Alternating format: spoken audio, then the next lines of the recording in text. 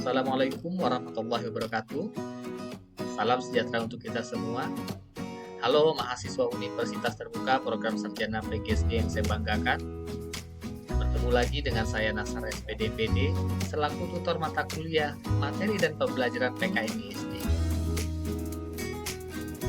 Kali ini kita akan memasuki sesi terakhir tutorial online. Pada sesi ini, kita akan mempelajari materi dan pembelajaran komunikasi sosial budaya Indonesia dan karakter warga negara Indonesia baru.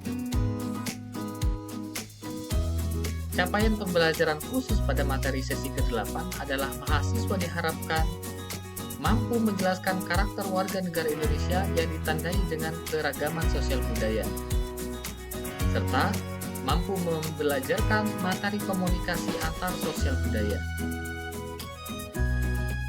Sumber belajar utama kita dalam tutorial online ini adalah modul UT yang dapat diakses melalui laman pustaka.ut.ac.id dengan kode akses mahasiswa dan password UT Peduli. Silakan mencari dengan kode mata kuliah PDGK 4401. Saya berharap mahasiswa dapat aktif memanfaatkan forum diskusi dan menyelesaikan tugas tepat pada waktunya.